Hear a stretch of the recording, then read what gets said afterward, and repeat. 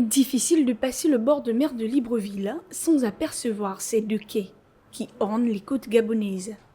Pour les conservateurs et les chercheurs de l'histoire du Gabon, ces deux lieux sont purement symboliques et devraient être mieux connus de tous.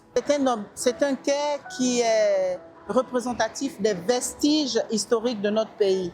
Alors ce quai, me semble-t-il, c'est un quai où les esclaves ont été débarqués pour l'établissement de la ville de Libreville. Pour commémorer ce lieu, une stèle de la liberté a été dressée pour rappeler cet événement et conserver l'histoire. Il est à la fois mi-homme, mi-femme. Et pour moi, ça traduit l'indivisibilité de la race humaine, les bras levés de cette stèle, mais vraiment dans une hauteur avec force, avec les chaînes brisées. Ce sont là encore d'autres signes, d'autres attributs forts de la liberté. Vous avez un visage avec une bouche ouverte. Et cette bouche ouverte, me font penser à ce cri de la révolution, ce cri de la liberté.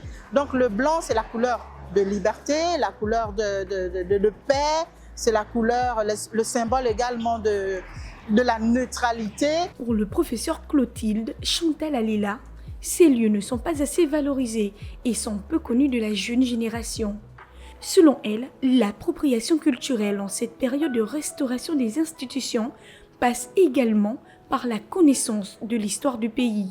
On doit écarter toute idée ou toute notion de banalité historique. Le Gabonais ne peut pas être défait ou détaché ou distancié de l'histoire et de l'esclavage. Les quais du bord de mer de Libreville sont remplis d'histoire et ont participé à la fondation de la ville de Libreville. Ces lieux méritent d'être mieux valorisés et connus du grand public.